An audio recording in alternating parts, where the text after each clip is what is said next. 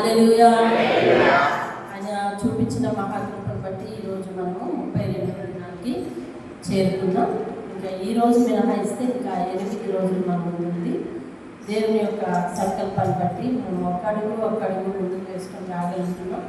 ఇది గొప్ప సంగతి. దేవుడు మనకు ఆరోగ్యం, ఆయుష్ను, అభివృద్ధిని, మన పరిపాలనలో సహాయాన్ని, మన మనసులో శాంతిని, మనకు సంబంధించిన అన్ని విషయాలలో కూడా తన హస్తం మనకు తోడుగా ఉండబట్టే మనం కొనసాగగలుగుతున్నాం. దేవుని స్తోత్రం. హల్లెలూయా. ఆయుష్లో మనం కొనసాగాలన్నా, మన ప్రయత్నాలలో లేదా భక్తి జీవితంలో కొనసాగాలన్నా, ఎలా మనం కొనసాగాలన్నా కానీ దేవుని హస్తం తోడు ఉండక మనకు దేవుడి హస్తం తోడు లేకపోతే మనం అట్లా చేయలేదు. దేవుని స్తోత్రం. కాబట్టి దేవుడు ఎప్పుడు కూడా మనతో తోడుగా ఉంటాడు. ఆయన యందు మనం నివసించాలని అనుకుంటే, ఆయనతో కలిసి ప్రయాణం చేద్దాము అని అనుకుంటే కనుక ఆటంకాలు, అడ్డుపడ్డలు వచ్చినప్పటికీ కూడా దేవుడు వాటిని అధిగమించే శక్తిని ఇస్తాడు. దేవుని స్తోత్రం. ఏ శక్తినండి? అధిగమించే శక్తి. ఆటంకాలను తలుచుకుంటూ 40 దినాలు నేను కొనసాగలనా, లేదా నిత్యం ఆయనతో అలా ఖచ్చితంగా ఉండగలనా, ఇలాంటి ప్రశ్నలు మనం వేసుకుంటే ఖచ్చితంగా ఆటంకం అనేది వస్తుంది. కానీ ఆటంకాలను అధిగమించే శక్తి ఎవరి వారి? దేవుడి వారి. దేవుని స్తోత్రం. కాబట్టి ఆయనతో జీవించాలి అని అనుకునే వారికి ఎల్లప్పుడూ సహాయం చేయడానికి ఆయన సిద్ధంగానే ఉంటాడు. వచ్చే ఆపదలన్నింటినీ లేదా వచ్చే అడ్డుబండలన్నింటినీ కూడా ఆయన తప్పించడానికి సమర్థుడు. దేవుని స్తోత్రం. అలానే దేవునితో కొనసాగటం ఒక మంచి విషయం. అది ఏంటంటే అది దేవునితో కొనసాగటం. దేవునితో కొనసాగటం, దేవునితో కొనసాగటం, ఇది దేవునితో ప్రయాణం. మనం ఎక్కడికి చేస్తున్నాం ఈ ప్రయాణం? భూలోకం నుండి ఎక్కడికి చేస్తున్నామంటే పరలోకానికి చేస్తున్నాం. ఎవరితో కలిపి చేస్తున్నాం? ఏదంటే దేవునితో కలిపి ప్రయాణం చేస్తున్నాం. దేవునితో కలిపి చేసే ప్రయాణంలో మరి చాలామంది చాలా ఓపికను చూపించారు బైబిల్ గ్రంథంలో. మనమైతే లేదా నేనైతే నా జీవితంలో అన్నీ సమకూర్తే లేదా అన్నీ అనుకూలంగా ఉంటే దేవునితో కొనసాగే ఉత్సాహం వేరు. లేదు, వెలితిగా ఉంటే, అనుకున్నది జరగకపోతే, మనసు సహకరించకపోతే దేవునితో ప్రయాణం వేరు అన్నట్టు 2 రకాల మనస్తత్వాలు ఉంటాయి. కానీ కొంతమంది పరిశుద్ధుల జీవితంలో వారు అనుకున్నది దేవుడు నెరవేర్చకపోయినా, వింటున్నారు, వారు అనుకున్నది దేవుడు నెరవేర్చకపోయినా ఏమనుకున్నారు? జీవితంలో చాలా ప్రాముఖ్యమైన సంగతి అనుకున్నప్పటికీ కూడా నెరవేర్చకపోయినా వారు ఓపికతో, నిరీక్షణతో దేవుడే మాకు ఆధారం అంటూ నడిచారు. దేవుని స్తోత్రం. వారిని ఏమంటారు? ఓపిక. ఏంటంటారు? ఓపిక. దేవుడు ముఖ్యం, దేవుడిచ్చే తలాంతులు కాదు. దేవుడు ముఖ్యం, దేవుడిచ్చే ఆశీర్వాదాలు కాదు. దేవుడే ముఖ్యం, పరలోకం ముఖ్యము, దానికి అధిపతి అయిన దేవుడే ముఖ్యము అని అనుకుంటూ కొంతమంది సాగారు. అలాంటి వాళ్ళు బైబిల్లో చాలామంది ఉన్నారు. అబ్రహాం అంతకాలం ఎలా ఎదురు చూడగలిగాడు? ఇవ్వకపోయినా పర్వాలేదని నిశ్చయించుకున్నాడు. కారణం ఏంటంటే దేవుడితో నాకు సంబంధం ఉంది చాలా. ఆయన ఆల్రెడీ సాటిస్ఫైడ్. ఎవరు? అబ్రహాం. అప్పటికే సంతృప్తిగా ఉన్నారు. పర్వాలేదు, నాకు దేవుడితో సంబంధం ఉంది అనే సంతృప్తి. అలాగే చాలామంది దేవుడితో సంబంధం ఉంది, చాలు సంతృప్తి. పాత నిబంధన గ్రంథంలో అబ్రహాము లాగానే కొత్త నిబంధన గ్రంథంలో ఒక జంట. ఎవరు వాళ్ళు? ఎవరు వాళ్ళు?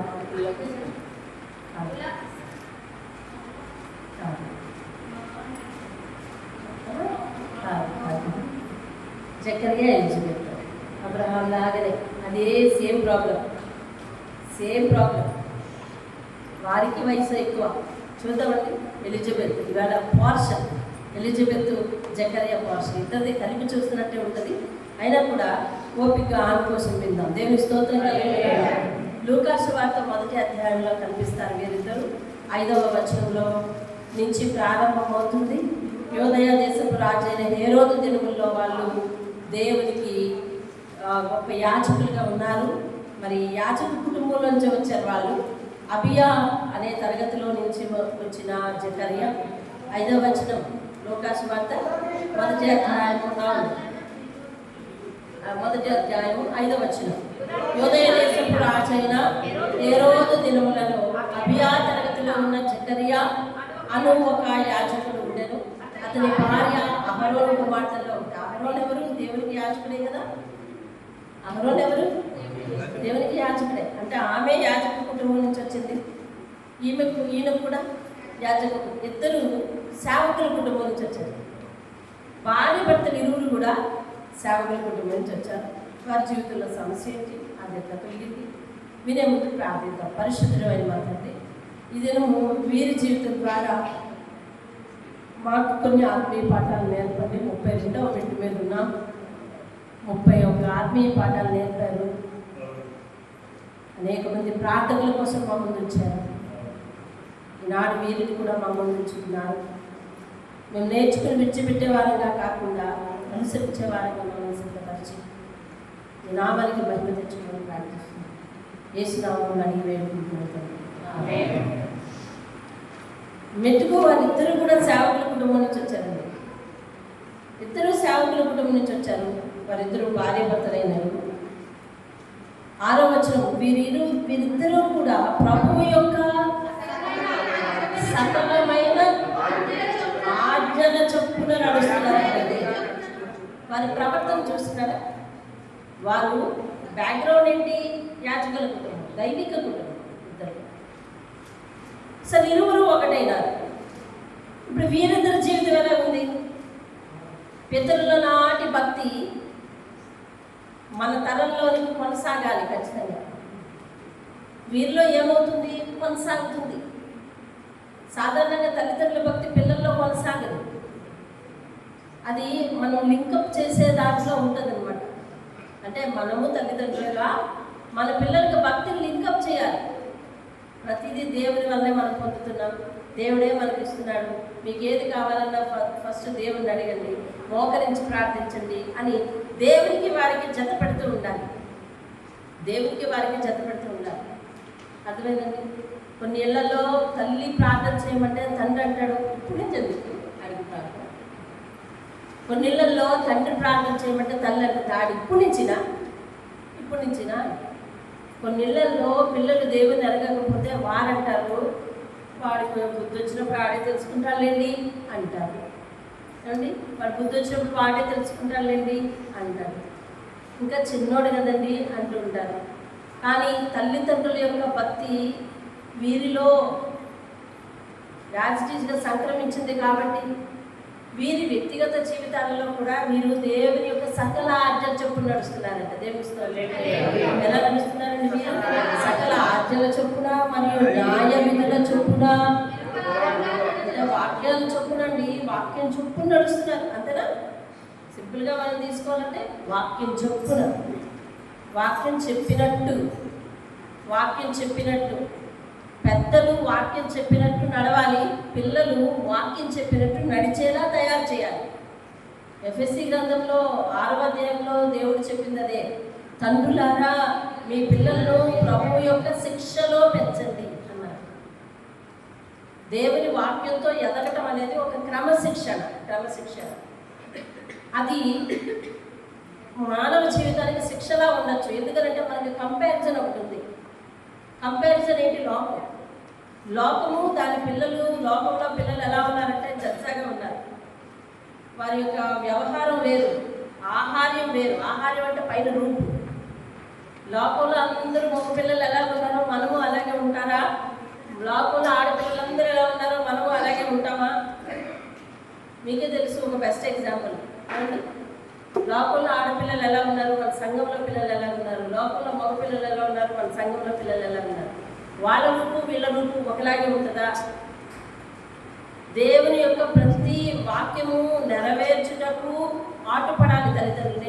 నేను అవలంబించాలి, నేను దాన్ని పాటించాలని తల్లిదండ్రులు శ్రమపడాలి. దానికి తోడుగా పిల్లలు కూడా యాజిటీస్ అలాగే మన వెనక వాక్యాన్ని అనుసరిస్తూ నడుచుకుంటూ వస్తారు. దేవుని స్తోత్రం. కాబట్టి వీరిరువురు వివాహమైన తర్వాత, ఒక ఇంటి వారైన తర్వాత వీళ్ళు ఎలా నడుస్తున్నారంటే ప్రభు యొక్క సకల ఆజ్ఞల చొప్పున, న్యాయ విధుల చొప్పున ఎలా నడుచుకున్నారంటే తెలుసా? నిరపరాధులుగా. అపరాధం అంటే ఏ తప్పు చేయని వారిగా ఎవరి దృష్టికి? దేవుని దృష్టికి పడ్డ. వారిని వారు జస్టిఫై చేసుకోవట్లేదు. దేవుని దృష్టికి ఎలా నడుస్తారంటే నీతివంతులై ఉన్నారు. దేవుని స్తోత్రం కలుగుతుంది. ఇదిలా గడుస్తూనే ఉంది. ఆయన మాత్రం దేవుని మందిరంలో యాజకుడు. ఎంతో వచ్చిన చూడండి, జకర్యా తన తరగతి చొప్పున దేవుని ఎదుట యాజక ధర్మం జరిగించుచుండగా. చాలు, ఇతడు మందిరంలో యాజకుడు, ఆమె ఇంట ఉండే స్త్రీ. వీరిరువురు మాత్రం ఇంటిలో దేవుని వాక్యాన్ని అనుసరించే నడుస్తారు. దేవుని దృష్టికి యథార్థంగా నడుస్తారు, నమ్మకంగా నడుస్తారు, నిరపరాధులుగా నడుస్తారు. ఇలా ఉంటుండగా వీరి కాలం ఇలా వెళ్ళిపోతుందే కానీ వీళ్ళ జీవితంలో మరి ఒక సంతానం అనేది లేకుండా ఏమైపోయింది చూడండి. 7వ వచనం, ఎలిజబెత్ గొడ్రాలైనట్టుగా లేకపోయి మరియు వారి బహుకాలం గడిచిన వృద్ధులైపోయింది. ఈయన ఈ పని చేస్తూనే ఉన్నాడు, యాజకధర్మం చేస్తూనే ఉన్నాడు. ఇంటిలోనేమో వారిరువురు కూడా దేవుని దృష్టికి నిరపరాధులుగానే కనిపిస్తున్నారు. కానీ వారి జీవితంలో ఒక తీరని లోటు. ఇలాగ ఎన్ని సంవత్సరాలు గడిచిపోయాయి అంటే చాలా సంవత్సరాలు గడిచిపోయాయి. వారిరువురు వృద్ధులు కూడా అయిపోయారు. ఇలాంటి పరిస్థితి వచ్చింది. అయినా జకర్యా దేవుని సేవ ఆపలేదు. 7వ వచనంలోనే వృద్ధులైనారు అని రాశారు. అవును కదా. 8వ వచనంలో ఆయన యొక్క సేవ కొనసాగిస్తున్నాడు అని రాస్తున్నారు. అవును కదండి. అవునా? అంటే వారి జీవితంలో ఒక తీరని లోటు, దానికి ఒక టైం లిమిట్ ఉంది. ఆ టైం లిమిట్ కూడా ఎక్స్పైర్ అయిపోయినా కూడా వారు దేవునితోనే నడుస్తున్నారు. దేవుని మీద నమ్మకం ఉంచి ఈ సమస్య కోసం అయితే ప్రార్థన చేస్తున్నారంట వాళ్ళిద్దరు. మనకి ఎలా తెలుసు? ముందుకెళ్తే తెలుస్తుంది. వాళ్ళిద్దరు ఈ సమస్య కోసం ప్రార్థన చేస్తున్నారంట. వృద్ధులైపోయినారు కదా, ఆ అంశం కోసం ప్రార్థించకూడదు కదా.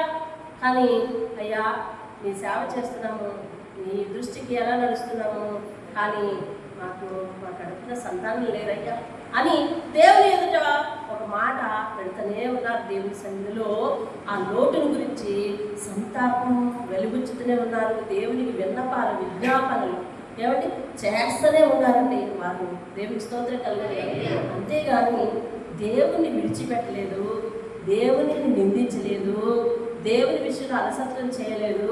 ఏమండి దేవుని పని చేయనని ఈయన భీష్మించాడు. ఏమండి దేవుని పని నేను చేయను అని ఈయన అనలేదు. దేవుని విషయంలో నిర్లక్ష్యం చేయలేదు. వారి గురించిన సాక్ష్యం ముందుగానే రాసింది. ఎప్పటి వరకు రాసిందండి? 7వ వచనం వృద్ధాప్యం వరకు రాసింది. కానీ 8వ వచనంలో స్టిల్ ఈ కంటిన్యూ కదా, ఆయన దేవుని సేవలో కంటిన్యూ అవుతూనే ఉన్నాడు. దేవుని స్తోత్రం కలిగి. అయితే 10వ వచనంలో ఒక ఇన్సిడెంట్ జరిగింది. ఏమిటది? ధూప సమయమందు జకర్యా ధూపం వేయడానికి వెళ్ళినప్పుడు ఆ మందసము దగ్గర కుడివైపు దేవదూత నిల్చుని ఉన్నది. ఎవరున్నారండి? దేవదూత నిల్చుని ఉన్నది. మరి దేవదూత నిల్చుని ఉండి ఏం చెప్తుంది చూడండి. జకర్యా అతన్ని చూచి తొందరపడితే భయపడకము, నీ ప్రార్థన వినబడినది. అర్థమైందండి మీకు? అంటే వాళ్ళు ఏం చేస్తారు? దేనికోసం? ఇప్పుడు ఏ ప్రార్థన వినబడిందో దానికి జవాబిస్తుంది. నీ ప్రార్థన వినబడినది, నీ భార్య ఎలిజబెత్ కుమారుని కలెను. అది అంటే ఇప్పుడు ఆయన దేనికోసం ప్రార్థిస్తున్నాడు? పిల్లల కోసం, కుమారుల కోసం, అదే సంతానం కోసం అంటున్నాడు. సంతానం కోసం ప్రార్థిస్తున్నాడు. అందుకని దేవదూత స్ట్రైట్గా మాట్లాడు. నీ ప్రార్థన వినబడింది, నీ భార్య కుమారుని కలుగు. దేవునికి స్తోత్రం. హల్లెలూయా. ఏమండి ఇంతకాలం సంతానం లేని, ఇంతకాలం సమాజంలోనే అపవాదం ఉంటుందా? ఉండదా? సమాజంలో అపవాదం ఉంటుందా? ఉండదు. అపవాదం, అవమానం. ఏమండి ఈయన సేవకి వెళ్ళిపోతే ఆమెకు ఒంటరిదనం కదా. కొంతకాలం వరకు ఏమనిపించకపోవచ్చు, తర్వాత మాత్రం నాకు బిడ్డలు ఉంటే బాగుంటుంది, నాన్న బయటికి వెళ్ళిపోతే నేను ఆ బిడ్డలతో ఉండేదాన్ని కాదు అని అనిపించవచ్చు కదా. ఒంటరితనం. కానీ ఆమె ప్రార్థించటం మానలేదు, ఈయన ప్రార్థించటం మానలేదు, వారు ఎదురు చూడటం మానలేదండి. దేవునికి స్తోత్రం కలుగుతుంది. వారు ఎలా ప్రార్థించుంటారు? భారంగా ప్రార్థించుంటారు. వారు కొంతకాలం ఉపవాస ప్రార్థన చేస్తుంటారు. ఇప్పుడు వృద్ధులైపోయారు, ఇప్పుడు చేశారో లేదో మనకు తెలియదు. కానీ ఆ సమస్య నిమిత్తం ఉపవాస ప్రార్థన చేస్తుంటారు. అయ్యా నేను ఒంటరిదానిగా ఉంటున్నాను అనేక సమయాల్లో అని చెప్పి ఏడ్చి ఉంటుంది. ఆమె ఎడవదా ఏడ్చి ఉంటుంది, కన్నీరు గార్చి ప్రార్థన చేసి ఉంటారు, భారంతో ప్రార్థన చేశారు, ఉపవాసాలు కూడా ఉండి చేస్తుంటారు, కన్నీరు గార్చి ప్రార్థన చేశారు. అయినా కానీ వాళ్ళ మీదకు వృద్ధాప్యం వచ్చేసింది, కానీ వారి కార్యం నెరవేరలేదు. అవునా? వారి కార్యం నెరవేరలేదు. కానీ వాళ్ళు ఎవరితో కొనసాగుతున్నారు అంటే దేవునితో కొనసాగటానికి మనకు కావలసినవి మహత్కార్యాలు, అద్భుత కార్యాలు, సూచక క్రియలు కాదు. దేవునితో కొనసాగటానికి అతడు దేవుడు, మనం మానవులు అనేది ఇంకా చాలు. అతడు దేవుడు, మనం మానవులు. అతడు మనకి మొట్టమొదట చేసేది ఏమిటంటే పాపక్షమాపణ ఇవ్వగలడు, రెండోది నరకాన్ని తప్పించగలడు, మూడోది పరలోకం చేర్చగలడు. ఈ మూడు చాలా ఎసెన్షియల్ థింగ్స్ మన జీవితంలో. వీరు ఎన్నాళ్ళ నుంచి బిడ్డ కోసం ప్రార్థన చేస్తున్నాము, నీ వాక్యాన్ని తప్పామా, నీ ఆజ్ఞలు తప్పామా, నీ న్యాయ విధులు తప్పామా, కానీ మాకు ఏమేమి చేయలేదని వారు డిస్పర్స్ అవ్వలేదు. దేవుని భక్తి డిస్పర్స్ అయ్యే భక్తి కాదు, దేవునితో భక్తి. దేవుడు అనేవాడు అర్థమైందండి. ఇప్పుడు మనిషిని అంత ఆర్టిఫిషియల్ మనిషిని చేశారనుకున్నాను. పోనీ ఏఐ చేస్తుంది కదా, ఆర్టిఫిషియల్ మనిషిని చేస్తుందా? రోబో, పోనీ రోబో తెలుసు కదా, ఏఐ రాకుండా మనకు రోబో తెలుసు కదా, రోబో తెలుసు. రోబో అంతా చేసేసారు పర్ఫెక్ట్. అది ఏ కమాండ్ ఇస్తే ఆ కమాండ్ చేస్తుంది, అంటే ఏ ఆర్డర్ ఇస్తే ఆ పని చేస్తుంది. ఇంతకీ దానికి కావాల్సిన ఛార్జింగ్ ఉండల్లో వద్దా? ఉండల్లో వద్దా? లేకుండా చేస్తుందా? కదా, ఛార్జింగ్ ఉండాలి. ఉండాలి వద్దా? ఉండాలి. అలాగే దేవునితో, దేవుడు మనకు సంబంధం, దేవునితో మనకు సంబంధం, దేవునితో మనకు సంబంధం. ఆయన దేవుడు, మన మానవుడు. ఈ సంబంధం ఎప్పుడు ఎలైవ్గా ఉండాలి అని అంటే ఒకటే, ఆయన మనల్ని చేశాడు. ఆయన ఇదేదో ఛార్జింగ్, ఇది ఎసెన్షియల్ అన్నాం కదా, ఇక్కడ ఛార్జింగ్ అనేది ఎసెన్షియల్, తప్పనిసరిగా ఛార్జింగ్ ఉండాలంటే అని అన్నాం కదా. అందులో ఆ కీ ఏదైతే, ఆ ఊపిరి, మనిషికి ఊపిరి ఏదైతే ఉందో అది ఆయన చేతిలో, ఆయన ఇచ్చింది. కాబట్టి అతడు ఏమి నీకు చేసినా చెయ్యకపోయినా ఈజ్ ద బాస్ అంతే. కానీ అలాగే ఎప్పుడు బాసిజం మన మీద ప్రవర్తించాడు దేవుడు. అవునా? బాసిజం ప్రవర్తిస్తాడు. ఎందుకు బాస్ అయినప్పుడు? ఊపిరి ఆయనది. దీన్ని ఎక్స్టెండ్ చేయాలన్నా, లేకపోతే ఎక్కడితో బ్రేక్ వేయాలన్నా అన్నీ ఆయన దగ్గర ఉన్నాయి, దానికి సంబంధించిన అవన్నీ ఆయన దగ్గర ఉన్నాయి, లెక్కలు ఆయన దగ్గర ఉన్నాయి. కాబట్టి ఆయన ఇచ్చిన ఇవ్వకపోయినా ఈజ్ ద బాస్. ఆయన మన యజమాని, ఆయన మన అధిపతి, ప్రాణదాత అంటాడు దాని దేవుడు. ప్రాణదాత ఎవరంటే ఆయన ప్రాణదాత. అంతే. దేవుణ్ణి దేంతో తూకం వేస్తాం మనం? ఇప్పుడు మన ఊపిరితో తూకం వేసుకోవాలి. అంతే. మన జీవిత దినములతో తూకం వేసుకోవాలి. దేవుడు మనం అడుగుతున్నప్పుడు మనల్ని కరుణించేదన్నా మేలు చేస్తాడు అనుకోండి, వాటితో తోక వేసుకున్నాను. ఆయన ఏది ఏమైనా కానీ నువ్వే అనేలా ఉండాలి. తోక వేసి ఈ పని నువ్వు చేయగలిగేవే, నువ్వు దేవుడివే, అది కాదు తోక. ఈ పని నీకు సాధ్యమైంది, నువ్వు దేవుడివే. ఈ పని నువ్వు చేయలేకపోయావు, ఈ దేవుడు చేయలేడు, ఇది కాదు తోక. ఏమండి, మనకు ఊపిరితో ఆయన్ని సెలెక్ట్ చేసి ఆయన పోలిక చెప్పి ఆయన మనకి అధిపతి, యజమాని, ఆయన మన ప్రాణదాత అనే బాండింగ్తో ఉండాలి. మీరు అలాగే ఉన్నారు. చివరికి శిష్యులందరికీ చాలా శ్రమలు వచ్చినాయి. మనం నిన్న వరకు చెప్పుకున్నాం కదా, శిష్యుల కోసమే చెప్పుకుంటాం. మళ్ళీ కొంచెం వెనక్కి వచ్చాం. శిష్యులందరూ ఏ మేలుకోరు వెళ్ళారు? నేను మేలుకోరు వస్తున్నాను, మీరు మేలుకోరు వస్తున్నారు మందిరానికి. ఏ మేలుకోరు వెళ్ళారు వాళ్ళు? కాదు, ఆయన దేవుడు, ఆయన సత్యం. సత్యాన్ని వాళ్ళు ఎదురుస్తున్నారు కాబట్టి సత్యం కోసం మనం నిలబడదాం. ఈ పోరాటంలో మనం చనిపోయినా పర్వాలేదు, కానీ మనం వెనకడుగేస్తే సత్యం అసత్యం అయిపోద్దని వాళ్ళు నిలబడ్డారు. దేవుని స్తోత్రం. మరి ఎందుకు నిలబడ్డారు? సత్యం కోసం నిలబడ్డారు. సత్యం అనగా ఎవరు? దేవుడు. అంతే. దేవుణ్ణి మన మేలుతోనూ మన ఉపకారములతోనూ ఏమండి మనకు కలిగే ఆ బోనసులతోనూ మనము ఎప్పుడు కూడా బేరీజ్ వేయకూడదు. మనకు అలవాటు అయిపోయింది. ఏమనంటే మేలు చేస్తే దేవుణ్ణి అతిగా పొగడటం, మేలు చేయకపోతే నీరసించి కూర్చోవడం, అసలండి చర్చికే రాబోతేయట్లేదు అని అనటం, దేవుణ్ణి విడిచిపెట్టాలని అనిపిస్తుంది అని అనటం, ఇది అయిపోయింది, మనకు అలవాటు అయిపోయింది. మొన్నలో ఎప్పుడో మీకు ఏదో గ్రంథంలో చూపించాను, అది కూడా మర్చిపోయింది, ఇర్మియా గ్రంథంలో. అసలు అన్యులు ఎవరైనా మాట్లాడితే దేవుణ్ణి విడిచిపెడతానని అంటున్నారా? ఏ తప్పు చూసి నన్ను అస్తమాట విడిచిపెడతానని మీరు అంటున్నారు ఇశ్రాయేలు ప్రజలారా అని దేవుడు ప్రశ్నిస్తున్నాడు. ఇర్మియా ప్రశ్నిస్తున్నాడు. దేవుని స్తోత్రం. మనకు అలవాటు అయిపోయింది దేవునితో బేరసార. కానీ నిత్యత్వానికి నడిపించే దేవుని దగ్గర ఎలాగ ఆధారపడి జీవించాలో మనకు రావటం లేదు. ఇదిగో ఆ ఇద్దరు భార్య భర్తలు ఆ లోటు అయితే అవన్నీ ప్రార్థించడం మన వంతు. దేవుడు చేసినా చేయకపోయినా ఆయన దృష్టికి నిరపరాధులను మనం నడుచుకోవాలి. ఎందుకనంటే ఆయన ఇచ్చే బహుమానాల కంటే ఆయన దాచి ఉంచిన పరలోకం గొప్పది. దేవుని స్తోత్రం. ఆ కీర్తనకాడు రాస్తాడు, ఆయన ఎందుకు భయభక్తులు గలవారి కొరకు ఆయన దాచి ఉంచిన మేలు ఎంతో గొప్పది. అంటే భూమి మీద కాదండి, పరలోకంలో మేలు. దేవుని స్తోత్రం. దాచి ఉంచాడు. అది ఎప్పుడు తెలుస్తుంది? ఇప్పుడే చూపించాలంటే కాదు. ఇప్పుడే చూపించాను మారం చేస్తే ఇప్పుడు నువ్వు నేను కన్ను మీయాలి. అలా కన్ను మూస్తే కనిపిస్తుంది అది. కాబట్టి మనకు కేటాయించిన ఆ తలాంతు మనం అక్కడికి వెళ్ళాక తెలుస్తుంది. దాచి ఉంచిన మేలది ఎంతో గొప్పది. అది నరకం నుంచి తప్పించబడటం చిన్న విషయం అనుకున్నాం, అది మనకు తేలికపాటు అయిపోయింది. అదే యేసు మన పాపాలు భరించాడు అంటే అన్న విషయం తేలికపాటు అయిపోయింది.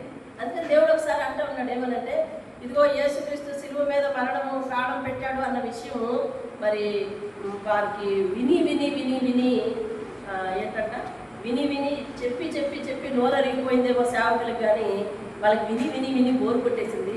పట్టించుకోవట్లేదు, హృదయంలోకి వెళ్ళట్లేదు. ఈరోజు క్రైస్తవులు ఎంతమంది కంటే యేసుక్రీస్తు వారి పాపముల నిమిత్తం చనిపోయాడని తెలుసు అందరికీ. అయితే దాన్ని ఎంత డెప్త్గా అర్థం చేసుకుంటారు? నా పాపముల కోసం దేవుడు చనిపోయాడా, అయితే నేను ఎంత ఖచ్చితంగా ఉండాలి అని ఆలోచించట్లా. నాకు అది ఇవ్వలేదు, ఇది ఇవ్వలేదు, ఇంకా నేను ఇలా చేయలేదు, ఇంకా నేను ఎలా అభివృద్ధి చెందాను. ఈవేళ ఏది ఉన్నా లేకున్నా దేవుని నిస్వార్థంతో అనుసరించే ఒక భార్య భర్తల గురించి దేవుడు మాట్లాడుతున్నాడు. వారు పైగా దేవుని దృష్టికి నిరపరాధులుగా కనిపిస్తూ ఉన్నారంట. వాక్యమును చక్కగా పాటిస్తారంట. దేవుని సేవలో కొనసాగుతున్నవారంటండి. దేవుని స్తోత్రం కలిగి యాజకులైన వారు విశ్వాసం దగ్గరికి వస్తే అందరి కొరకు అభివృద్ధి చెందించమని ప్రార్థించాలి. అవునా? అవునా కదా? చెప్పండి. జకరియా పని అదేనా? జకరియా పని అదేనా? మీరందరూ వస్తారు, మీరందరూ ఫలించాలి. ఏం కావాలమ్మా నీకు అంటే ఆ సంఘంలో ఎవరో చెప్తారు, నాకు పిల్లలు లేరు బాబు, నేను బలి తెచ్చుకున్నాను, ఈ బలిని దేవుని దగ్గర అర్పణ పెట్టండి అని అంటే ఆ అర్పణ నీకు పట్టుకెళ్ళాలా లేదా? జకరియా పట్టుకెళ్ళాలా లేదా? చెప్పండి. పట్టుకెళ్ళాలి. ఏ బలి? వాళ్ళకి పిల్లలు లేరంట, అందుకని దేవునికి బలిద్దాం అనుకున్నారంట. అందుకని వచ్చిన బలి పట్టుకెళ్ళాలి. అవునా? ఆ దొప్ప వేదిక దగ్గరికి అవన్నీ పట్టుకెళ్ళాలి. లోటు అయ్యింది, ఈ లోపల ఉంది, కానీ పని ఏం చేస్తున్నాడు? చేస్తున్నాడు. అర్థమైంది? పని ఎలా చేస్తున్నాడండి? ఖచ్చితంగా చేస్తున్నాడు. దేవుని స్తోత్రం. ఎంతో మందిని ఆశీర్వదించడానికి ఎంతో మంది పేరట వారి యొక్క బల్యర్పణలు దేవుని ధూపవేదిక దగ్గరికి తీసుకువెళ్ళేటటువంటి పని చేసే అతనికి జీవితంలో తీర్చబడనటువంటి లోటు ఉన్నప్పటికీ కూడా వారు దేవుని పనిని ఆనందంతో నమ్మకంగా చేస్తూనే ఉన్నారు, కొనసాగుతూనే ఉన్నారు. దేవుని స్తోత్రం. వాళ్ళు విడిచిపెట్టుకోలేదు. అర్థమైందండి? కానీ ప్రార్థిస్తున్నారట. అందుకని దూత కనపడండి ఏం చెప్పిందండి? నీ ప్రార్థన అవును. మన జీవితంలో ఉన్న లోటుపాట్లను బట్టి దేవుడు ఈ రోజే మేలు చేయలేదని అనుకోవద్దు. దేవుడు ఎప్పటికైనా చేసేవాడు. దేవుడికి మనం సమయం ఇవ్వాలి, దేవుడికి సరైన సమయం ఇవ్వాలి. అందులో మనం వెయిట్ చేయడం నేర్చుకోవాలి. మనం ఎదురు చూసిన తర్వాత దేవుడు ఇచ్చే బహుమానం చాలా బాగుంటుంది. ఎదురు చూడడంలో మనం చాలా లొంగుతాం. ఎదురు చూడడంలో దేవునికి విధేయులు అవుతాం. విధేయులం అయ్యాక, లొంగినాక, వినయ మనస్కులం అయ్యాక, మన హృదయాన్ని శుభ్రంగా కడుక్కున్నాక అప్పుడు దేవుడు ప్యూరిఫై చేసిన తర్వాత ఇస్తాడు ఆ బహుమానాన్ని. దేవునికి స్తోత్రం.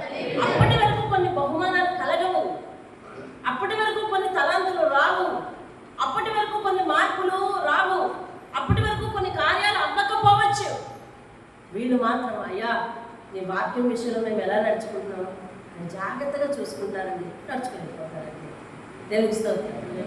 మన పరిశీలన ఎప్పుడు ఎలా ఉండాలంటే దేవుడు చెప్పిన మాట చెప్పడం ఉందా లేదా అన్న పరిశీలన ఉండాలి. దేవుడికి స్తోత్రం. మనకు ఒక భారం ఉంది, బాధ్యత ఉంది. సపోజ్ మన ఇళ్ళలో ఎదిగిన పిల్లలు ఉన్నారు, ఎవరోజు ఉన్నారే, వాళ్ళకి వివాహం చేయాలి.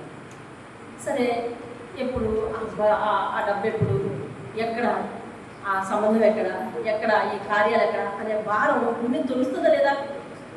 యవ్వనస్తులు ఉన్న పిల్లల యొక్క తల్లిదండ్రులు గుండెని తొలుస్తుందా లేదా? తొలుస్తుంది. భయం పుడుతుంది కదా. ఎక్కడ ఆ గమ్యం, ఎక్కడ, ఎలాగ ప్రారంభిస్తాం, ఎలా ముగిస్తాం, ఏంటి పరిస్థితి, ఎక్కడికి వెళ్ళిపోతారు మన పిల్లలు అనే వేదన గుండెని పిండేస్తూ ఉంటారు. అయితే మన ప్రయత్నం ఏంటి తెలుసా? నేను దేవుని వాక్య ప్రకారం నడుచుకుంటున్నా లేదా? దేవుడు నాతో మాట్లాడుతున్నాడు, ప్రార్థనలో మాట్లాడుతున్నాడు, ఆదివారం మాట్లాడుతున్నాడు, వాక్యం చదువుతున్నప్పుడు మాట్లాడుతున్నాడు. నేను దేవునితో ఖచ్చితంగా నడుస్తున్నానా లేదా అని చూసుకుంటూ అది వెరిఫై చేసుకొని, నాయనా నా బాధ ఇలా ఉంది, విన్నపం పెట్టుకోవాలి దేవునితో. అంతేగాని అది సరి చేసుకోకుండా ఇది సరి చేయని చెప్పి ఇస్తే కనుక అది కుదరదు. వీరు ఇక వృద్ధాప్యం ఎప్పుడైతే వారి మీద పడిపోయిందో వారు ఒకటే అనుకున్నారు, దేవుని మాటలను మనం వినాలి, దేవుని మాట ప్రకారం నడవాలి, నీవు సేవ అలా చేస్తూ ఉండాలి అని నిర్ణయించుకున్నారు. అనుకోకుండా ఒకసారి సరే కూర్చోవాలి అనుకోకుండా దేవదూత ధూపవేదిక దగ్గర ప్రత్యక్షమై జకర్యా పిలిచింది. భయపడ్డాడు, నీ ప్రార్థన వినబడింది అంది. సంతోషించాడు. నీ భార్య ఒక కుమారుని కంటది, సంతోషించాడు. చూడండి, సంతోషించాడు. కుమారుని కనును, అతనికి యోహాను అని పేరు పెట్టదువు, అతడు ప్రభువు దృష్టికి గొప్పవాడై ద్రాక్షరసమునైనను రక్తమునైనను త్రాగక తన తల్లి గర్భమున పుట్టినది మొదలుకొని పరిశుద్ధాత్మతో నిండినవాడై ఇశ్రాయేలులో అనేకులను ప్రభువైన వారి దేవుని వైపునకు త్రిప్పును. మరియు అతడు తండ్రుల హృదయమును పిల్లల తట్టును అవిధేయులను నీతిమంతుల జ్ఞానమును అనుసరించుటకు తిప్పి ప్రభు కొరకు ఆయత్తపడిన ప్రజలను సిద్ధపరచుటకై ఏలియా యొక్క ఆత్మయు శక్తియు గలవాడై ఆయన ముందుగా వెళ్ళును కనుక నీకు సంతోషము మహానానందము కలుగును. దేవుని స్తోత్రం. మాట విందాం, పరిశుద్ధాత్మ చెప్పిన మాట. ఎలిజబెత్, జకర్యా వీరిరువురు గుడ్రాలు కదా. గుడ్రాలకు సంబంధించి అంటే గర్భము తెరవబడలేదు వాళ్ళిద్దరి విషయంలో. జకర్యా తండ్రిగా బాధపడుతున్నాడు, తండ్రిని అవ్వలేకపోయినందుకు బాధపడుతున్నాడు, ఆమె బాధపడలేదు. వినండి, వీరిరువురు దేవుని దృష్టికి నీతిమంతులుగా కనిపించిన మూలాన, దేవుని సేవను విడిచిపెట్టని మూలాన, దేవుడే ప్రాముఖ్యం తప్ప ఆశీర్వాదాలు ప్రాముఖ్యం కాదు అని అనుకున్న మూలాన దేవుడు వారి జీవితంలో ఆలస్యం చేసి రక్షకుడు భూమి మీదకు వచ్చే నాటి వరకు వెయిట్ చేయించి వారికి ముందుగా, రక్షకునికి ముందుగా తన కొరకు ప్రకటించే ఒక జీవిని వారి గర్భంలో ఉంచాడు. దేవుని స్తోత్రం. ఇప్పుడు వరకు వివాహం అయినట్టునే పిల్లలు పుట్టుంటే ఆలోచించారు. వారికి వివాహం అయినట్టే పిల్లలు పుట్టుంటే ప్రతి ఆలస్యానికి దేవుని దగ్గర ఒక రీజన్ ఉంది, అది నీకు తెలియదు. ప్రతి ఆలస్యానికి ఒక రీజన్ ఉంది, నీకు తెలియదు. అది ఇది నమ్మాలి. ఏం చేయాలి? ఇది నమ్మాలి. నా జీవితంలో, వాళ్ళ జీవితంలో అది ఆలస్యం, నా జీవితంలో ఆలస్యానికి ఒక రీజన్ ఉంది. దేవునికి స్తోత్రం. ఇది ఎవరి గురించి ప్రకటించడానికి వచ్చాడండి? రక్షకుడి గురించి. ఎంతమంది హృదయాలను రక్షకుల వైపు తిప్పుతాడండి అతను చేసే పని వల్ల నీకు మహదానందం కలుగుతుంది, సంతోషం కలుగుతుంది. జకర్యా ఏమనుకుంటున్నా, ఇంతవరకు నేను ఎందుకు ఆలస్యం చేశాను అనుకుంటున్నావు? విను, ఇప్పుడు నీకు ఒక మంచి ప్రతిఫలం ఇవ్వడానికి ఈ లోక రక్షకుల గురించి ముందు ప్రకటించే ఒక ఊరగా అయిపోతాడు. యెషయా ప్రవక్త అప్పుడు ప్రవచించాడు తెలుసా? యెషయా ప్రవక్త ప్రవచించాడు, అరణ్యంలో కేక వేయి ఒకరి శబ్దము, అరణ్యంలో కేక వేయి ఒకరి శబ్దము అని ప్రవచించాడు కదా. ఆ ప్రవచన నెరవేర్చడం కోసం దేవుడు నీ గర్భాన్ని వాడుకుంటాడు. చూసా, ఆ ప్రవచనం నెరవేర్చడం కోసం ఎవరి గర్భాన్ని వాడుకుంటాడండి ఇప్పుడు దేవుడు? ఎలిజబెత్. ఎవరిది కార్యము ఎవరి జీవితంలో అయితే ఆలస్యం అయ్యిందో వారి గర్భాన్ని వాడుకుంటాడండి. దేవుడికి స్తోత్రం కలుగుతుంది. హల్లెలూయా. యెషయా 43లో ఉంటుంది అనుకుంటాను. అది 43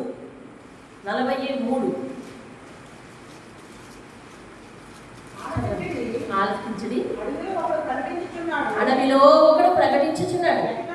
ఎట్లనగా అరణ్యంలో యెహోవాకు మార్గము సిద్ధపరచుడి, ఎడారిలో నా దేవుని రాజమార్గం సరళము చేయడి, ఎత్తు చేయవలెను. ఇలాగ ప్రతి ఒక్కరూ మారు మనసు పొందవలెను అని చెప్పి ప్రకటించు ఒక శబ్దం అంటండి. ఆ శబ్దం వినండి. యెషయా ఎన్నో సంవత్సరాల క్రితం, వందల సంవత్సరాల క్రితం, వింటున్నారు, ఎన్నో వందల సంవత్సరాల క్రితం ఒక ప్రవచనం చెప్పాడు. ఏమని? అరణ్యంలో ఒక వార్త వినబడుతుంది, ఒక కేక వినబడుతుంది, రక్షకునికి ముందుగా ప్రకటన అవుతుంది, రక్షకునికి ముందుగా ప్రకటన అవుతుంది. మీరు యెషయా గ్రంథం ధ్యానాలు విన్నప్పుడు వినే ఉంటారు. యెషయా గ్రంథంలో ఒక్కొక్క అధ్యాయము బైబిల్లో ఒక్కొక్క పుస్తకంతో సమానం. కరెక్ట్గా మత్తయి సువార్త 40వ గ్రంథం. యేసు గురించి, యోహాను గురించి ప్రకటన ప్రవచనం కరెక్ట్గా యెషయాలో 40వ అధ్యాయం. అర్థమైందంటే దీనికి మొత్తం బైబిల్కి యెషయా గ్రంథానికి చాలా దగ్గర సంబంధం ఉంది. ఇవి 66 పుస్తకాలు ఎలాగో అవి 66 అధ్యాయాలు. అర్థమైందండి? 66 అధ్యాయాలు. ఇందులో 40వ పుస్తకం మత్తయిలో ఎవరి గురించి ప్రకటించారు? రక్షకుడు పుట్టుక గురించి. అవునండి. అలాగే సేమ్ 40వ అధ్యాయంలో అదే జరుగుతుంది. అలా రిలేషన్ ఉంటుంది. ఓకే, వినండి. కొన్ని వందల సంవత్సరాల క్రితం యెషయా ప్రవచిస్తే ఆ ప్రవచన పుత్రుడు వీళ్ళ కొడుకే అవ్వాలనే ఉందా? ఆ ప్రవచన పుత్రుడు వీళ్ళ కొడుకే, వీళ్ళ కుమారుడే అవ్వాలనే ఉంది. కానీ దేవుని వాక్యము పట్ల, ఆజ్ఞల పట్ల నిరపరాధులుగా నడుచుకుంటున్నందుకు దేవుని సేవను విడిచిపెట్టకుండా, లోటును కన్సిడర్ చేయకుండా, లోటును లెక్కలోనికి తీసుకోకుండా, ఏమండి సేవ చేస్తున్నప్పుడు అనేక మందిని ఆశీర్వదిస్తున్నప్పుడు అయ్యో నేను ఆశీర్వదించబడలేదే అనే సంకుచిత భావం వారు కలిగించుకోకుండా ప్రార్థన విజ్ఞాపనతో మాత్రమే దేవుని ఎదుట నిలబడుతున్నారు. కాబట్టి వారి జీవితంలో ఆలస్యం చేసి చేసి చేసి చేసి ఒక రక్షకుల గురించి ప్రకటించి కొన్ని వందల సంవత్సరాల క్రితం యెషయా ప్రవచించిన కుమారుడుగా యోహాను చేశాడండి దేవుడు. హల్లెలూయా. చెప్పండి, ఆలస్యం అద్భుతమేనా? ఆలస్యం అద్భుతమైందా లేదా?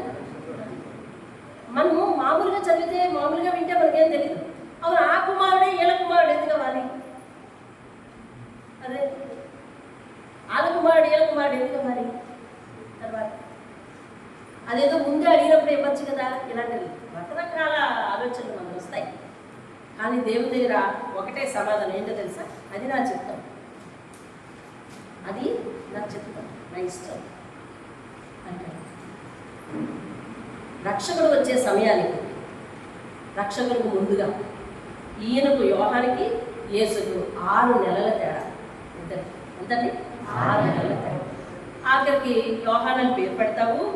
ఇదిగో ఈ కుమారుడు ఎలాగంటే ద్రాక్షరసమునైనా తాగకుండా ఎదుగుతాడు. అంటే గుణవంతుడిగా ఎదుగుతాడు. ఆలస్యమైన దేవుడు బైబిల్లో చాలా మందికి గుణవంతులైన పిల్లలు ఇచ్చాడు. గుణవంతులైన పిల్లలు ఇచ్చాడు. అబ్రహాం కుమారుడు గుణవంతుడే కదా, భక్తిపరుడే కదా. నాన్న చెప్పిందే చేసుకుంటాడే కదా? చెప్పండి. నాన్న చెప్పిందే చేస్తాడు, నాన్న చెప్పిందే చేసుకుంటాడు. గుణవంతుడే కదా. అన్న కుమారుడు గుణవంతుడు కదా, గుణవంతుడు కదా. గుణవంతుడు ప్లస్ భక్తిపరుడు, ఆత్మీయుడు. న్యాయాధిపతి, ప్రవక్త, యాజకుడు అన్నీ ఆయనే, అన్నీ ఆయనే. ఆలస్యం అయ్యే కొలది మనము భక్తిలో నలిగితే ఏ కార్యమైనా తర్వాత అద్భుతంగా చేసి పెడతాడు దేవుడు. దేవునికి వయసుతో సంబంధం లేదని అబ్రహాం విషయంలోనే చెప్పాడు. జీవింప చేయవాడు నేను, మృతతుల్యం అయితే నాకే, అది నీకు. కార్యం ఆలస్యం అయిపోతే నాకేమి, నీకు ఆలస్యం అయిపోతుంది అంటున్నావు. కానీ ఆలస్యమైనా నిరీక్షించబడ్డాను, నేను అద్భుతం చేసి చూపిస్తాను అంటున్నాడు ఆయన.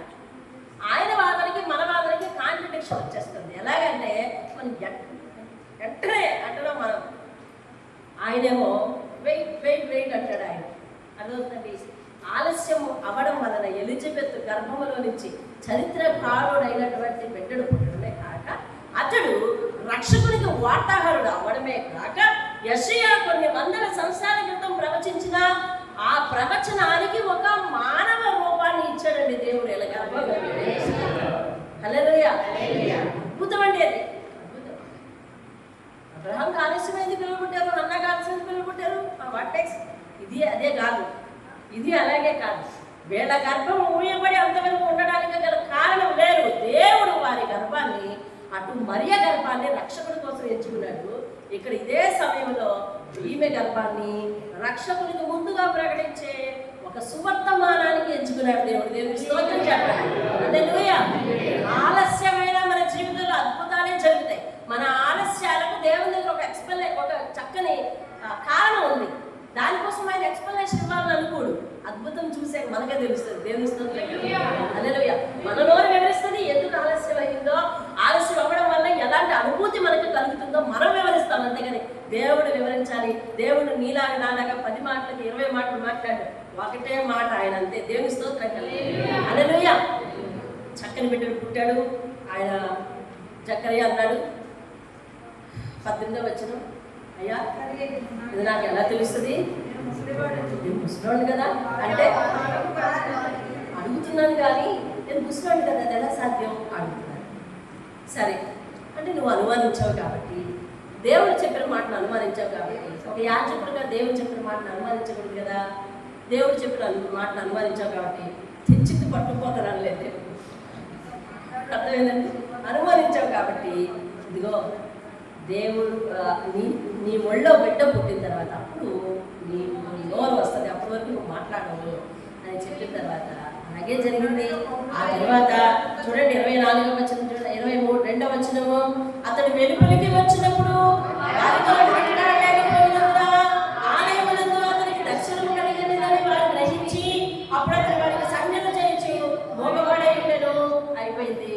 ఆ తర్వాత చూడండి ఎలిజబెత్ నాకు ఉన్న అవమానం దేవుడు తీసివేశాడని స్తుతించింది. 24వ వచనంలో, 36వ వచనంలో నుండి 26 నుంచి 36 వరకు దేవుని దూత మరియ దగ్గరికి వెళ్ళిందండి. దేవుని దూత ఎక్కడికి వెళ్ళింది? మరియ దగ్గరికి వెళ్ళి మరియకు గర్భాన్ని ప్రసాదించి, ఇదిగో నీ బంధువైన ఎలిజబెత్ కూడా అక్కడ గర్భవతి అయ్యింది అని, వృద్ధాప్యమందు తనకు ఒక కుమారుడు గర్భం ధరించింది. గుడ్రాలన్నమాట ఆమెకు ఇది 6వ మాసము. దేవుడు చెప్పిన ఏ మాట అయినా నిరంతరం కాలేదమ్మా అని మరియను బలపరిచింది గాబ్రియల్ దూత. దేవుని స్తోత్రం. అంటే ఆమె వృద్ధురాలే, కానీ దేవుడు ఆ మృతతుల్యమైన గర్భాన్ని ఇప్పుడు తెరిచి బిడ్డనిస్తున్నాడు. ఎలాగో అమ్మా నీకు చెప్పిన ప్రతిదీ కూడా జరుగుతుంది, దేవుడు నీకు తోడుగా ఉంటాడు, భయపడకు అని చెప్పి బలపరిచింది. ఆ తర్వాత మరియా వాళ్ళ ఇంటికి వెళ్ళిందంట. 3 నెలలు ఉన్నదంట. కానీ వెళ్ళిన వెంటనే ఈమె గర్భంలో ఎవరున్నారు? రక్షకుడు ఉన్నారు. ఆమె గర్భంలో ఎవరున్నారు? రక్షకుల ముందు వార్తకులు ఉన్నారు, సువార్తకులు ఉన్నారు. రక్షకుల ముందు తోవను సరళం చేసే, సువార్త ప్రకటించే బోర ఉంది ఆమె గర్భంలో. కాబట్టి వెంటనే ఆ యోహాను తల్లి గర్భంలో చెల్లించి గెంతులు వేశాడంటే రక్షణని చూడగానే మరియను చూడంగానే వెంటనే మరియా ఎలిజబెత్ ప్రవచనం ఎత్తిలాగా అంటుంది. ఏమని తెలుసా? 42వ వచనము పరిశుద్ధ 41వ వచనంలో 41వ వచనంలో 3వ లైన్ చూడండి. ఎలిజబెత్ పరిశుద్ధాత్మతో నిండికొనినదై. మీరు మన ప్రార్థన జాబితాలో రావడానికి గల కారణం ఏమిటి? వారి ప్రార్థనలు ఎలాంటి ప్రార్థనలు తెలుసా? ఇచ్చినా ఇవ్వకపోయినా ప్రార్థన చేస్తారు. వారి జీవితంలో నష్టపోతున్నా ప్రార్థన చేస్తారు. ఆలస్యం అయిపోయినా ప్రార్థన చేస్తారు. ద లిమిటెడ్ టైం ఏదైతే ఎక్స్పైర్ అయిపోయినా కూడా ప్రార్థన చేస్తారు. అవ్వాల్సిన సమయం ఉంది, అక్కడ అవ్వలేదు, అవ్వకపోయినా కూడా ప్రార్థన చేస్తారు. దేవుని స్తోత్రం కాదు అంటే దేవుని యొక్క అసమాన శక్తిని ఆధారపడి ప్రార్థన చేస్తారండి. దేవుని స్తోత్రం. ఏంటది? పరిశుద్ధాత్ముడు ఏం చెప్తున్నాడు? దేవుని యొక్క అసమానమైన శక్తి మీద ఆధారపడి ప్రార్థన చేస్తారు. దేవుని స్తోత్రం.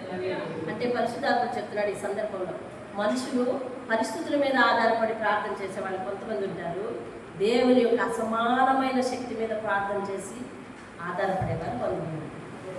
ఇప్పుడు మనం ఎలాగ ప్రార్థించాలి? ఈరోజు దేవుని యొక్క అసమానమైన శక్తి మీద ఆధారపడి ప్రార్థించాలి.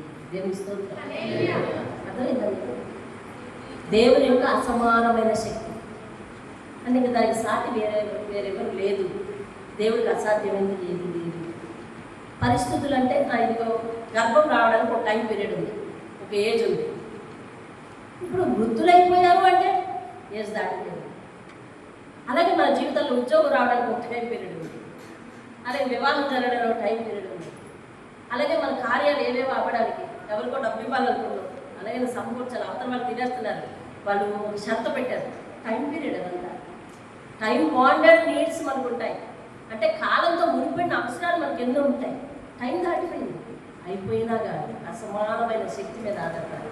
అయ్యో బాబోయ్, నీకు ఈ వేళకల్లా నేను ఏం చేయమన్నాను, రేపు 10 గంటలకి వెళ్ళి ఇచ్చేస్తానన్నాను, ఈ వేళకల్లా ఏం చేయమన్నాను, ఈ వేళకి ఇప్పుడు వచ్చి ఏది దారి లేదు అని మనం టైంతో దేవుణ్ణి ఇరికించడం, టైంతో దేవుణ్ణి వేధించడం, టైంతో దేవుణ్ణి శోధించడం కాదు. టైం దాటిపోయినా కానీ ఆయన అసమానమైన శక్తి మన జీవితంలో కార్యాలు చేసి తీరుతుంది. దేవుని స్తోత్రం. హల్లెలూయా, హల్లెలూయా. అంటున్నది ఎలిజబెత్ పరిశుద్ధాత్మతో నిండిపోయింది బిగ్గరగా, ఇట్లా నేను స్త్రీలలో నీవు ఆశీర్వదింపబడిన వాడము ధనము, నీ గర్భఫలము ఆశీర్వదింపబడిన నా ప్రభువు తల్లి. నా ప్రభువు అనగా ఎవరు? రక్షకుడు దేవుడు. ఆయన ఆమె గర్భంలో ఉన్నాడు కదా. నా ప్రభువు తల్లి నా దగ్గరికి రావడం ఎలా జరిగింది? నాకు ఎలా జరిగింది? నేను ఎవరికి చెప్పలేదే. ఆమె 4 నెలల ఇంట్లో 5 నెలల ఇంట్లో నుంచి బయటికి రాలేదంటాడు. ఎవరు? ఎలిజబెత్. 5 నెలలు అంట. 5 నెలలే. ముందు వాక్యం చూసుకోండి, 24, 25లో ఉంటాయి. 5 నెలలు బయటికి రాలేదట. నేను ఎవరితో చెప్పలేదు కదా. నా ప్రభు తల్లి నా ఎదురుకి ఎలా వచ్చింది? ఇదెలా నాకు తటస్థించింది అని ఆ కడుపులో ఉన్న శిశువు తరపున ఎలిజబెత్ ప్రవచనం పడుతుంది. దేవుని స్తోత్రం. హల్లెలూయా. ఎందుకని? వారిద్దరూ దేవుని సంకల్పం చొప్పున ఈ లోకానికి వచ్చిన పుత్రులు ఇద్దరు. దేవుని స్తోత్రం. పరలోకం విడిచి ఒక ఆయన వస్తే ఆయనకు ముందుగా అనౌన్స్మెంట్ ఒక ఆయన. వీళ్ళిద్దరూ ప్రవచనానుసారం వచ్చిన వారు కాబట్టి వారిద్దరూ ప్రవచనం ఎత్తి వందనం చేసుకుంటున్నారండి. దేవుని స్తోత్రం కలిగింది. కాబట్టి అద్భుతమైన సంగతి. ఈ రీతిగా వారు ఇంకా ముందుకు వెళ్తే చాలా విషయాలు ఉంటాయి. ఆ తర్వాత ఎప్పుడైతే ఆమె 2 నెలలు నిండిన తర్వాత గర్భం డెలివరీ అయ్యిందో, ప్రసవ దినములు నిండిన తర్వాత ఆమె కుమారునికి మరి జన్మనిచ్చిందో, వెంటనే ఆయనకి ఏం పేరు పెట్టాలి అని చెప్పి జకరియా కదా వాళ్ళ నాన్నగారి పేరు, ఆ నాన్నగారి పేరే పెట్టేద్దాం అనేసి వాళ్ళందరూ సిద్ధపడిపోతుంటే వద్దు అని చెప్పి ఆయన ఆ పలక మీద దూత చెప్పిన పేరు యోహానని ఎప్పుడైతే రాశాడో అప్పుడు ఈయన నోరు సడలించింది. ఆ తర్వాత ఆయన లేచి ప్రవచనం పలుకుతున్నాడు. దేవుని స్తోత్రం కలుగుతుంది. 68 నుంచి ఉంది చూడండి. ప్రభువైన 67 మరియు ఆయన తండ్రి జకరియా పరిశుద్ధాత్మ పూర్ణుడై ఎట్లు ప్రవచించెను. దేవుని స్తోత్రం కలుగునుగా. ప్రభువైన ఇశ్రాయేలు దేవుడు స్తుతింపబడునుగాక. ఆయన తన ప్రజలకు దర్శనమిచ్చి వారికి విమోచన కలుగజేశాడు. దర్శనమిచ్చి కార్యాలు చేసే దేవుడు అండి. దర్శనమిచ్చి విమోచన కలుగజేశాడు. దేవుని స్తోత్రం కలుగునుగాక. 76 వచ్చిన మరియు ఓ శిశువా నీవు సర్వోన్నతిని ప్రవక్తవు, మన దేవుని మహావాస్యములను బట్టి వారి పాపములను క్షమించడం వలన తన ప్రజలకు రక్షణ జ్ఞానం ఆయన అనుగ్రహించినట్లు ఆయన మార్గములను సిద్ధపరచుటకై నీవు ప్రభువుకు ముందుగా నడిచివాడము. దేవుని స్తోత్రం. హల్లెలూయా. ఇప్పుడు మన మెయిన్ పాయింట్ ఎలిజబెత్ ఆమె భర్తతో కలిసి నిరీక్షించి కన్నీటితో భారంగా పరిస్థితులను బేరీజు వేసుకొని కాకుండా అసమానమైనటువంటి దేవుని శక్తిని ఆనుకొని ప్రార్థన చేసింది. దేవుని స్తోత్రం. ఎలా చేసిందండి? భర్తతో కలిసి. మళ్ళీ అబ్రహాము సారా ఈ కేసులో పడతారా ఈ కేసులో? వాళ్ళ కేసు పూర్తిగా వేరు, వీళ్ళ కేసు పూర్తిగా వేరు. నిజంగా నిరీక్షణ, ఎదురు చూడడం, దేవుడు ఇచ్చిన ఇవ్వకపోయినా మిన్నగుండి ఎదురు చూడడం అంటే వీరిరువులే సాటి ఒక్కరికొకరు మించిన వాళ్ళండి. ఒకరిని మించిన వాళ్ళు ఒకరు. ఈయన ఎప్పుడు నిందించినట్టు ఆమె గురించి రాయలేదు. ఆమె ఎప్పుడూ కూడా దేవుడిని నిందించినట్టు లేదా భర్తను నిందించినట్టు ఆమె కోసం రాయలేదు, ఈయన కోసం రాయలేదు. వీరిరువురు కూడా ప్రార్థన విడవక చేశారు. ఎలాగంట? అన్నిటితో చేశారు, కలిసి చేశారు. చెప్పండి. భార్యాభర్త కలిసి చేశారు, కన్నీటితో చేశారు, ఉపవాసాలు ఉండి చేశారు, భారంతో చేశారు. పరిస్థితుల మీద ఆనుకుని కాదు, అసమానమైన దేవుని శక్తి మీద ఆధారపడి చేశారు. దేవుని స్తోత్రం. హల్లెలూయా. కాబట్టి ఫలితం ఏం జరిగిందండి? వృద్ధాప్యంలోనైనా గర్భం వచ్చింది. దేవుడు జవాబిస్తాడు కదా మన నిరీక్షణకు. వృద్ధాప్యంలోనైనా మరి గర్భం తెరవబడింది. రెండోది, అవమానం పోయింది. దేవుడు తన గర్భాన్ని దేవునికి కావలసిన పాత్రకు ఉపయోగించుకున్నాడు. దేవుడు తన గర్భాన్ని ఎందుకు ఉపయోగించుకున్నాడండి? అసలు నా గర్భం దేనికి పనికిరాదు అంది కదా అంటే, ఇప్పుడు తన గర్భాన్ని దేవుడు దేనికి ఉపయోగించాడు? దేవునికి ఉపయోగపడే పాత్ర, దేవునికి ఉపయోగపడే, దేవుణ్ణి ప్రకటించే ఒక బోరకు ఆమె గర్భాన్ని దేవుడు ఉపయోగించాడు. దేవునికి స్తోత్రం. హల్లెలూయా. దేవుని మీద మహా నమ్మకం, అసమానమైన ఆయన శక్తి మీద నమ్మకం, ఆయన వైపే చూసే కళ్ళు వాళ్ళకు. అర్థమైందండి? లోకంలో వాళ్ళు మాట వింటున్నా, లోకంలో వాళ్ళు అనేవి వింటున్నా, దేవుని సన్నిధిలో ఈయన సేవ చేస్తున్నప్పుడు అనేక మందిని దీవిస్తున్నా, అనేక మంది జీవితాలలో కార్యాలు జరుగుతున్నా, ఎదటి వారి జీవితాలు ఇదేంటి నాకు అవ్వలేదు నీకైంది, ఇదేంటి నాకు రాలేదు నీకైంది, ఇదేంటి నాకు కార్యం చేయలేదు నీకు కార్యం చేసింది, ఇదేంటి నాకు ఉద్యోగం రాలేదు నీకు ఉద్యోగం అంటే కంపారిజన్ లేకుండా దేవుడు నా విషయంలో ఒక ప్రత్యేకమైన ఆలోచన కలిగి ఉన్నాడని నిరీక్షించారు. వీరి కన్నులు, వీరి కన్ను చూపు ఎప్పుడు ఆ దేవుడి వైపే. కాబట్టి దేవుడు అద్భుతమైన మేలు చేశాడని తెలుస్తుంది. పరలోకానికి సంబంధించిన దేవుడిని చూశారు కాబట్టి పరలోకానికి సంబంధించిన వరమే ఇచ్చారు. పరలోకానికి సంబంధించిన వరమే ఇచ్చారు వాళ్ళు. దేవుని స్తోత్రం. హల్లెలూయా. కాబట్టి మన జీవితంలో ఆలస్యం ఉండవచ్చు, కానీ అది దేవుడు ఒక మంచి విషయానికి ఉపయోగిస్తారు. దేవుడు ఈరోజు నాకు చాలామంది పిల్లలు కూడా, అలాగే చాలామంది ఫ్యామిలీస్ కూడా తెలుసు. ప్రతి సంఘంలో ఉన్న ప్రతి కుటుంబం గురించి నాకు తెలుసు. ఒక్కొక్క ఇంట్లో ఒక్కొక్క సమస్య ఉంది, వాటి కోసం వాళ్ళ ఎదురుచూపులు ఉన్నాయి. కానీ దేవుడు ఆలస్యం చేస్తున్నాడంటే ఆయన దగ్గర ఒక కారణం ఉంది. అది తప్పనిసరిగా ఆయన నెరవేర్చి తీరుతాడు. దేవుడిస్తాం. హల్లెలూయా. కాబట్టి నెరవేర్చే దేవుడు, మన ఆశను నెరవేర్చే దేవుడు. మనల్ని మోడుగా మిగిల్చేవాడు కాదు, మనల్ని నిరాశతో మిగిల్చేవాడు కాదు. మన జీవితంలో ఎప్పుడు ఏది ఎలా కావాలో ఆయన తెలుసు. కాబట్టి ఆ రైట్ టైం చూసి ఆయన మనకు మేలు చేసే దేవుడు. మనం కూడా ఏం చేయాలంటే దేవుని యొక్క అసమానమైన శక్తి మీద ఆధారపడి ప్రార్థన చేయాలి, కానీ పరిస్థితుల మీద ఆధారపడి కాదు. దేవునితో మనం ఈరోజు ప్రార్థన చేద్దాం. ఎంతోమంది సేవకులు వారి జీవితంలో ఎన్నో లోట్లు కలిగి కూడా సేవ చేస్తున్నారు. వాళ్ళ లోటు ఎవరికి చెప్తారు చెప్పండి? వారి ఇంట్లో బాధలు ఉంటాయి, వారి ఇంట్లో లోట్లు ఉంటాయి. నేను కూడా చాలాసార్లు చూడండి, దేవుడు మేలు చేసిన తర్వాత ఇంకో ఈ మధ్యకాలంలో ఇంతగా నలిగిపోయాను, మీకు ఎవరితో చెప్పలేదు, కానీ దేవుడు ఇంత మేలు చేశాడని చెప్తున్నాను. అవును కదా?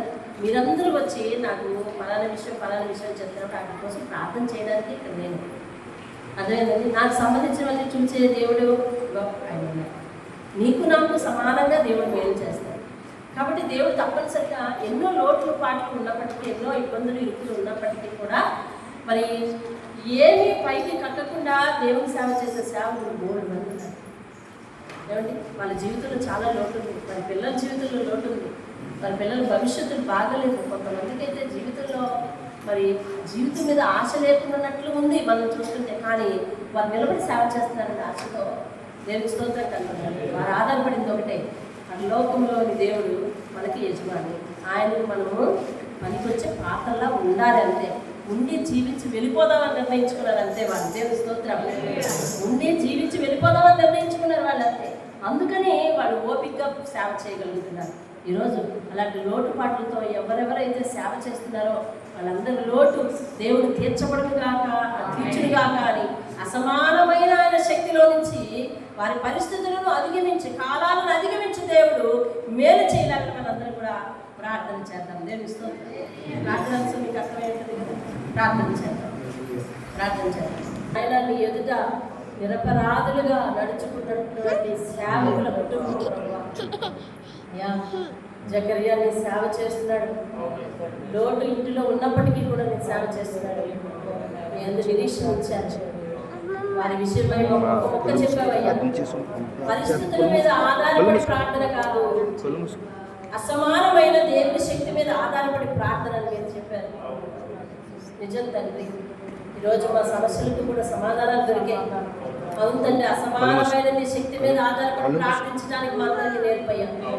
పరిస్థితులు ఇలా ఉన్నాయి, పరిస్థితుల ఫలితం ఇంతే. కానీ మేము పరిస్థితులను చూడకుండా, ఫలితాలను చూడకుండా, కాలాన్ని నిర్ణయించకుండా అసమానమైన నీ శక్తి మీద ఆధారపడే జ్ఞానం మాకు మమ్మల్ని ప్రార్థిస్తాం. అసమానమైన వాడు అయ్యా అయ్యా తండ్రి, నీకు స్తోత్రాలు చెల్లిస్తున్నాను బాబా. అలాగే ఈ లోకంలో ఎంతమంది సేవకులు ఉన్నారు బాబు, నీ మీద ఆధారపడి సేవ చేస్తున్నారు. వారి జీవితాల్లో అనేకమైన లోట్లు అయ్యా బాబు. అయ్యా నిన్నగా మొన్న ఒక సేవకుని యొక్క కుమార్తె కళ్ళు పోగొట్టుకుంది అయ్యా. కొంతమంది సేవకులు వాళ్ళ మనుషులు పోగొట్టుకున్నారు అయ్యా తండ్రి. కొంతమంది సేవకులు అవమానాలకు లోనవుతున్నారు అయ్యా తండ్రి. ఎన్నో బాధలు వారి గుండెల్లో ఉన్నాయి. కానీ వారు మాత్రం వేదిక మీద నిలబడి అందరినీ దీవించడానికి సిద్ధపడుతున్నారు అయ్యా. దేవుని యొక్క అసమానమైన శక్తి మీద, ఆయన మాకు ఇవ్వబోయే అసమానమైన బహుమానం పరలోకం మీద ఆశ పెట్టుకొని నీతో కలిసి ఆయన నడుస్తున్నారు దేవా. అటువంటి ఓపిక ప్రతి ఒక్కరికి ఇస్తున్నందుకు వందనాలు. అయితే వారి యొక్క నిరీక్షణకు తగినట్లుగా వారికి సమాధానం దయచేయను ఆయన. వారి నిరీక్షణకు తగినట్లుగా వారికి దర్శనం దయచేయి బాబు. వారి నిరీక్షణకు తగినట్లుగా వారి జీవితంలో కార్యం చేయమని ప్రార్థిస్తున్నాను.